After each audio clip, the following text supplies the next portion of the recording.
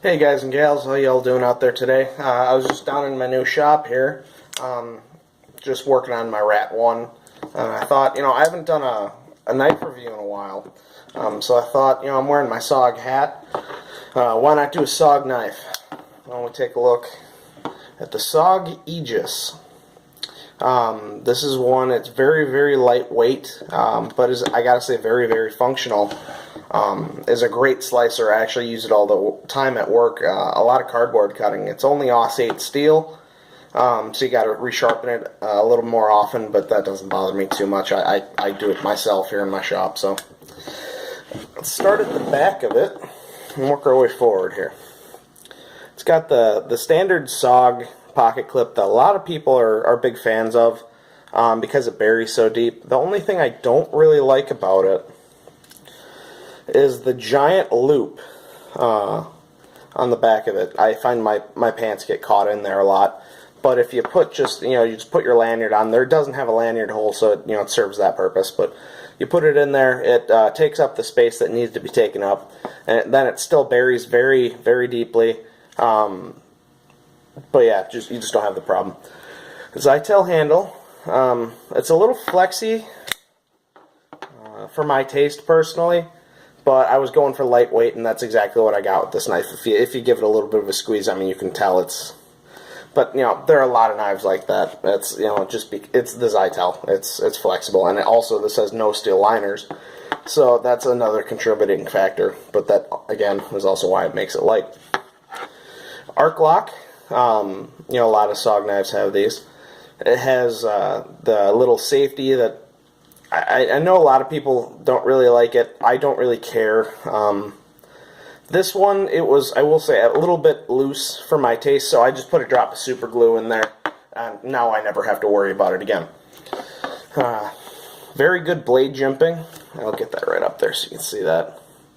Very good blade jimping. I never felt that I was going to slip forward with the jimping, and then the finger choil here. Very grippy. Works great. Oh! I almost forgot the little rubber inlays here. These actually give a surprising amount of grip. Problem is, on this side there was actually too much. It was actually shredding up my pocket because it was under the pocket clip, and I just remedied. I took my Swiss Army knife and just shaved away some of the material. I found it works a lot better. I haven't wrecked any pants. A drop point leaf style blade. Very thin stock. I guess not too thin at the back here, but very, very thin. It works great for slicing. I've used this in the kitchen multiple times just because I wanted to. It does have kind of a very fine, precise tip. I'm not a big fan of that just because the second day I had this knife, I dropped it about 1.5 feet. I was kneeling down. I dropped it about 1.5 feet onto carpet with concrete underneath it. Now, it didn't break the tip. I was lucky. I didn't have to pay like the $35 for SOG to replace the blade.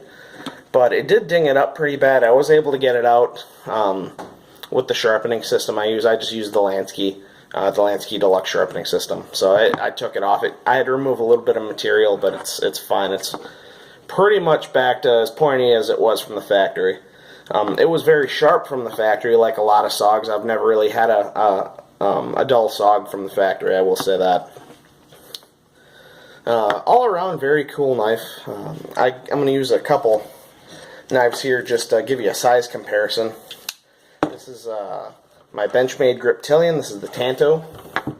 I've noticed on this one, the handle lengths are just about the same. This one looks a little bit longer just because the pocket clip, it's got that giant loop, so it sticks just a little bit longer out. But the handles are very, very similar in length.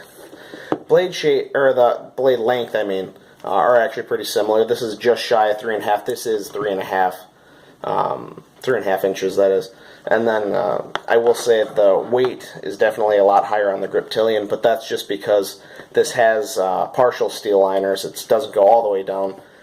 But the blade stock is a lot thicker, and then Tanto grinds, they usually leave more material, and they usually are just a little bit heavier, even more than the drop point Griptilians. So And then just one more here. This is just the rat one I'm down here working on. So a lot of people have this one, so you can kind of get an idea. Same blade length. It does seem a little bit longer on the rat. I think that's just mainly just because of this flat section here. The handle is longer on the rat one. Yeah, you can definitely tell that it definitely has a little bit more on the bottom.